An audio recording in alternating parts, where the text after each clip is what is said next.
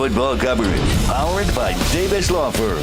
We start with some good news for Buffalo Bills safety Damar Hamlin. Doctors saw promising signs of progress overnight, but Hamlin remained hospitalized in critical condition today, according to a friend and business partner. Jordan Rooney told ESPN that Hamlin is still in the intensive care unit at the University of Cincinnati Medical Center after he went in cardiac arrest on the field during the Bills game at the Bengals Monday night. Now, Hamlin's uncle told CNN that Hamlin had to be resuscitated twice. Well, his heart had went out, so they had to resuscitate him twice. They resuscitated him on the field before they brought him to the hospital, and then they resuscitated him a second time when he got to the hospital. So I just want to show my gratitude for the medical staff that were on hand, because if not for them, my nephew probably wouldn't even be here.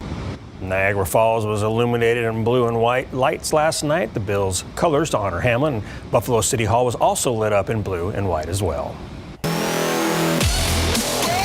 It is game day for the Spurs, who will play at the New York Knicks tonight. Devin Vassell's listed as questionable with left knee soreness.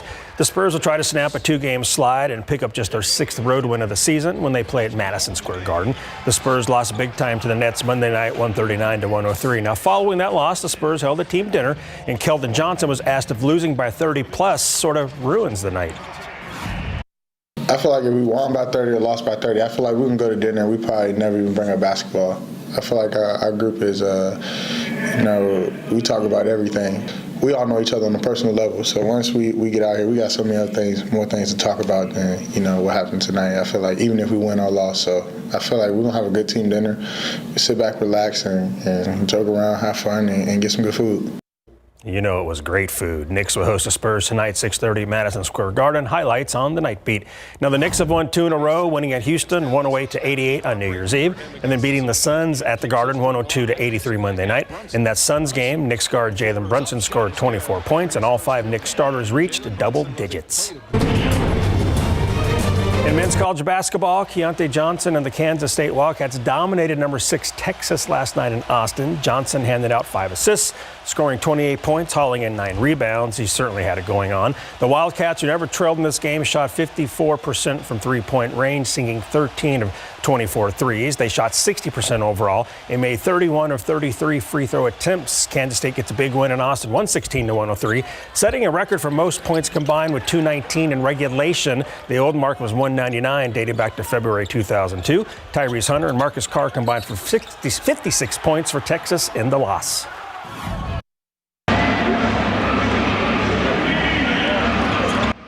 It was a little tough to hear, but former Red Raider Kevin McCullough was booed last night, and this Tech fan says our fave Kevin stayed, as in Kevin O'Banner. Kansas at Texas Tech, second half, closing seconds. Their fave Kevin misses a game-tying 3 with a defender all over him, and number 3 Kansas wins at Texas Tech 75-72. Is he your favorite, Kev? Ooh, he is now. He is now. I like Kevin McCullough too. Yeah, local kid. He's a good dude. Good baller. Yep. Sorry they booed him though. Have you ever eaten something that made you sick to your stomach? Well, you're not alone. An estimated 1 out of 6 people are going to get sick from food contamination in 2023, and it's definitely not fun. At 5, 12 on your side's Marilyn Moritz shares some tips you want to follow in the kitchen to make sure this does not happen to you.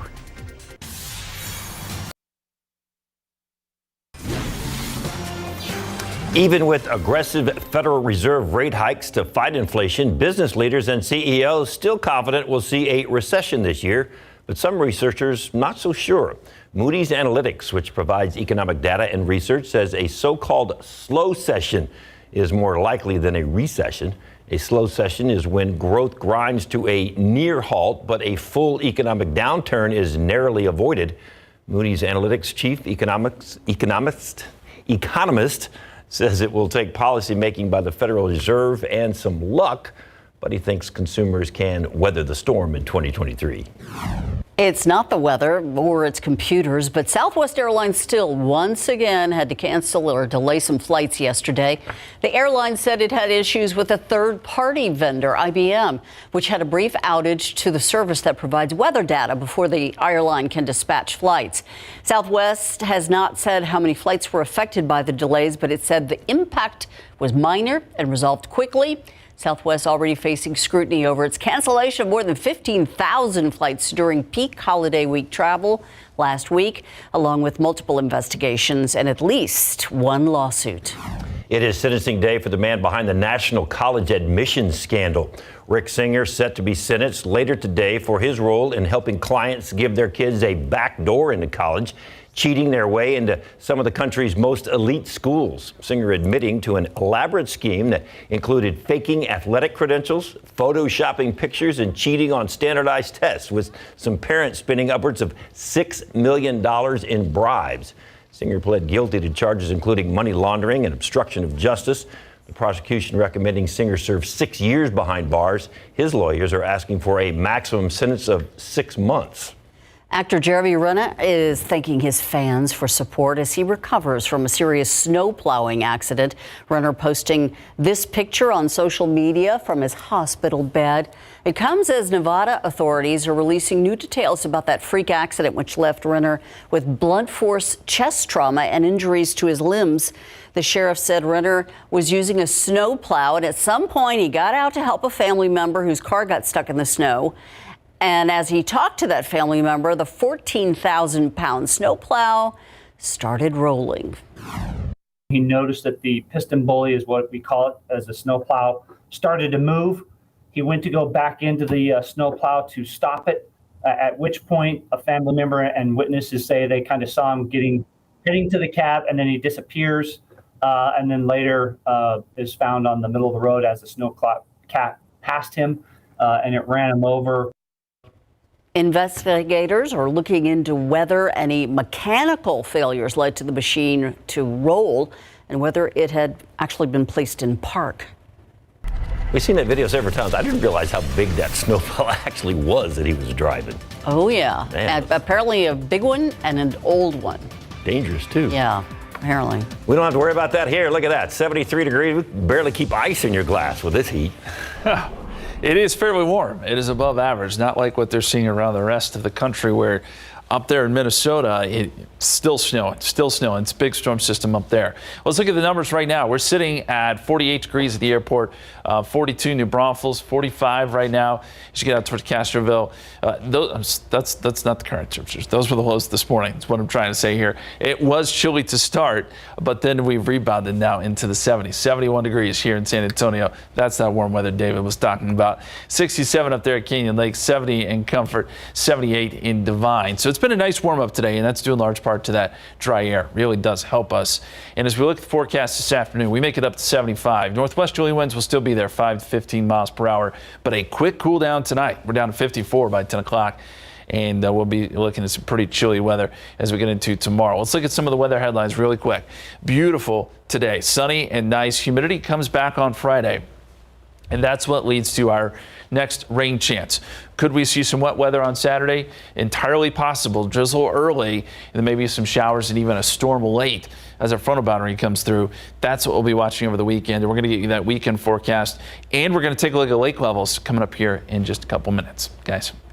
Thank you, Justin. The Horned Frogs versus the Bulldogs, a matchup made in the pet store. Larry Ramirez with more on the championship game coming up in sports.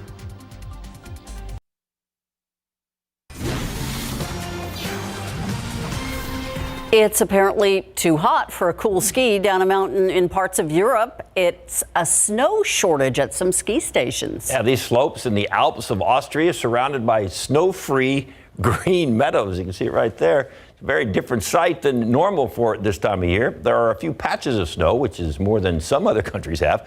In France, the lack of snow has forced ski stations, especially in the Pyrenees mountain range, to shut down entirely, at least until snow conditions improve. In the Pyrenees along the French-Spanish border, only 1 in 3 ski stations have been open, apparently due to the lack of snow.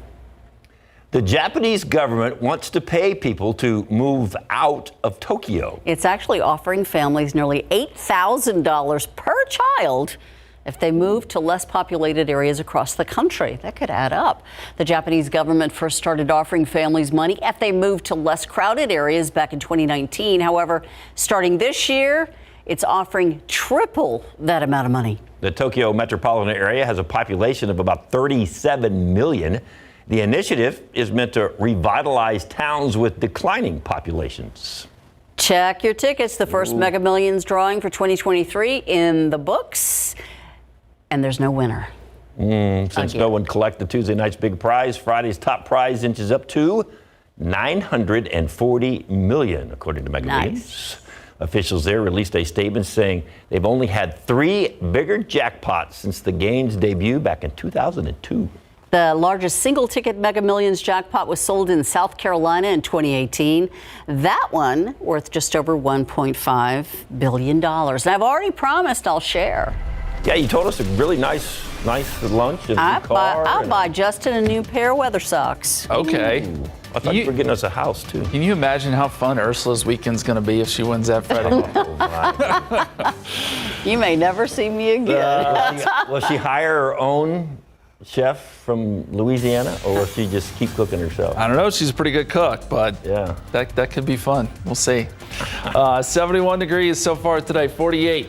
The low this morning, 63 and 41 are the averages. Records are 85 and 17. So we're going to be above average, not quite to the record. That was set back in 1997. More warm weather, though, heads our way, despite the fact we have a front moving in over the weekend. We'll tell you how that plays out coming up.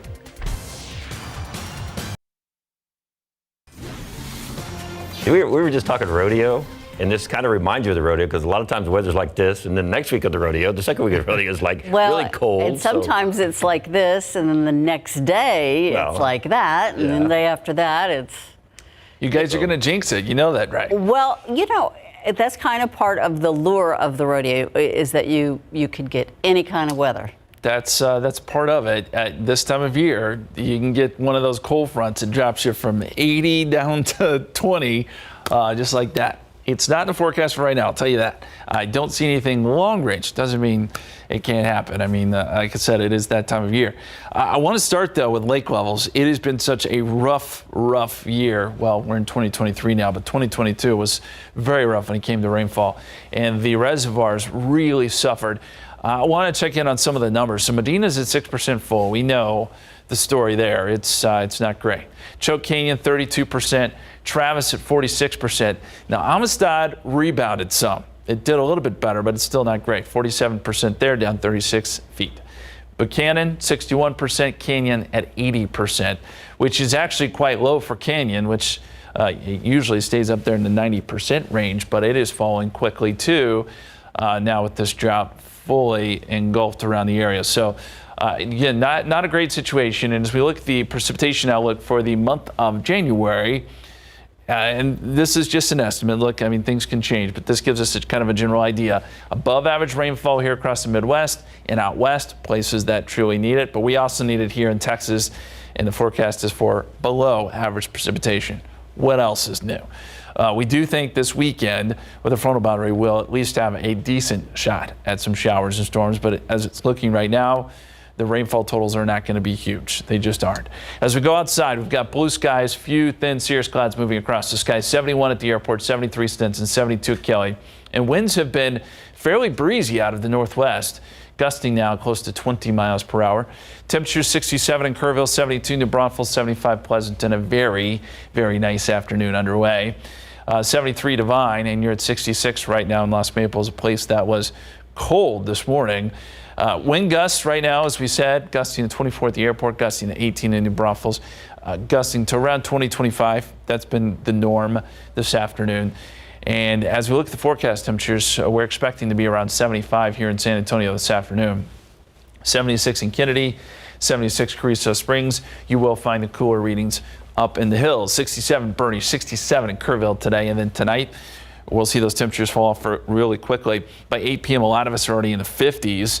And then by tomorrow morning, probably our coolest or chilliest morning that we'll see throughout the entire 7-day forecast. So 43 to start your Thursday, another day where it's dressy in layers because by the afternoon, we'll be back in the 70s. Here's the big picture. We've got some big systems working their way across the country. This one, which stretches all the way from Minnesota back down into Florida. You got severe weather in Florida and parts of the Carolinas, and then you got snow on the backside of it for places like Minneapolis. This finally moves away in the coming days. And then we turn our attention to this huge storm system that's moving in along the west coast. Heavy rain, heavy snow with this one. And this is the system that brings us some energy and brings us that frontal boundary I was talking about over the weekend. So by Friday, moisture begins to pour in. Then by early Saturday, a chance for some fog and drizzle early. So it could be sort of a damp start on Saturday. Then mostly cloudy skies and a chance for some showers and storms late Saturday night into early Sunday morning. Right now we have it pegged at about a 40% chance. By late Sunday, this shifts out, sun's back, and the dry air pours in, and we get some good weather to start next week.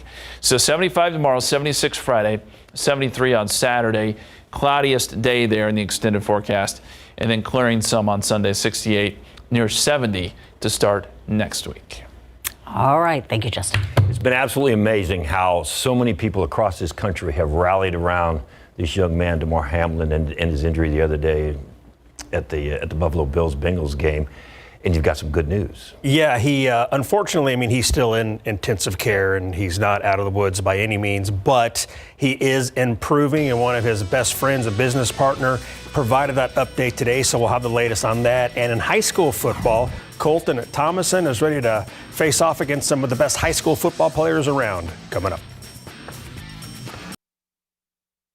Pro football coverage, powered by Davis Law Firm. Buffalo Bills safety Damar Hamlin is still hospitalized in a critical condition today, but doctors saw promising signs of progress overnight, according to friend and business partner Jordan Rooney. He also told ESPN that Hamlin is still in the intensive care unit at the University of Cincinnati Medical Center after he went into cardiac arrest on the field during the Bills game with the Bengals Monday night. Now, Hamlin's uncle spoke with CNN and told them where he was at when this happened. We were in Pittsburgh watching it on TV, and his little brother was there with us. And when he seen his brother drop like that, and when I tell you I never seen him cry or scream like that, like we were trying to calm him down, like, yo, it's okay, you know, he'll gonna get back up, he'll be back in the game, you know, woo. Next thing you know, it's 10 minutes later, they're doing chest compressions. It's a half hour later, they still not playing yet. I'm like, yo, what's going on? What's wrong with my nephew?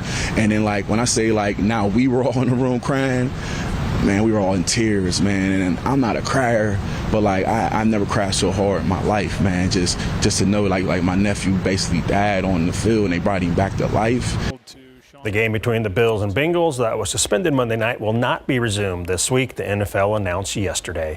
The TCU Horned Frogs will be playing for the College Football Playoff National Championship when they face the #1 ranked and defending national champion Georgia Bulldogs on Monday. That's after the #3 seeded Horned Frogs were able to stun #2 Michigan 51-45 on New Year's Eve. After failing to win the Big 12 title, the Horned Frogs are trying to win their first national title in 83 years against a team that is trying to win back-to-back national championships. TCU head coach Sonny Dykes is the son of Hall of Fame coach Spike Dykes, and Sonny was asked what advice would his father give to him. Dance with who brung you? You know what I mean? I think he would give me the old Darrell Royal quote. I mean, look, just do what you've done. You know, it's worked, got you here.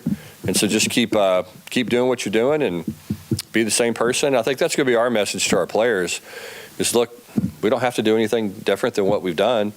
If we execute at a high level, then things will be just fine. Kickoff Monday night, and SoFi Stadium is set for 6:30 p.m. The All-American Bowl, featuring the country's top high school football players, will be held this Saturday in the Alamo Dome at noon, where we're able to visit the West practice at Trinity University that features Brandeis head coach Charlie Bruce as wide receivers coach and Texas A&M commit Colton Thomason out of Smithson Valley. It's amazing, you know, especially with it being in my city, you know, going and putting on for Smithson Valley and the community and the city. It's an honor. This is a blessed opportunity for me. I get to coach with some amazing coaches all over the country and also some amazing players. The All-American Bowl kicks off at noon on Saturday, followed by the San Antonio Sports High School All-Star Game presented by H-E-B. And it is game day for the Spurs. The Knicks will host them tonight, 6:30 at Madison Square Garden. Dance with who brung you? I love that quote. Good stuff. Sound like a high school football coach in Texas. Perfect. All right, we're going to head over to SA Live. Yes, you know, we are helping you start the new year off strong. How about a strong cup of coffee? In fact, how about a free cup of coffee? We're going to tell you all about that and some really great flavors as well. All right, coffee goes with breakfast, most important meal of the day. And Suzanne Ryman Parker, owner of Powerhouse Bakery and Cafe, is here. Okay, you want to eat healthier. First thing that comes to mind, because I love bacon, turkey bacon, right? Mythbuster, don't try to do turkey bacon to be healthy. Just stick with your favorite pork bacon. Maybe take out the nitrates. Okay. Oh, okay. I know that. Very I interesting. assumed it was better. And our Judge Bias Trustee, of course, takes us to F45 training on the northwest side of town. Yes, we are at F45 Training Dominion, and I have Coach Brandon here. Tell us what this is all about. F45, so it is a functional 45-minute workout where we have locations all around San Antonio that you can attend. Awesome. It's going to keep your body moving. We're going to tell you all about it and how you can get a week for free.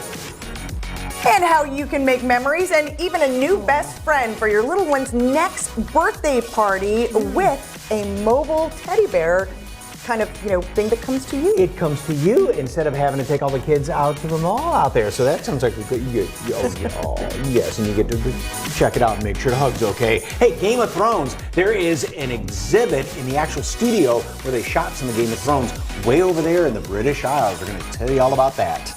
And of course, the year just started, but there's so much to look forward to, so we want to know what you're looking forward to this year. Let us know at SA Live KSAT on Facebook and Twitter. That and a whole lot more coming up on SA Live, so stick around. Yes.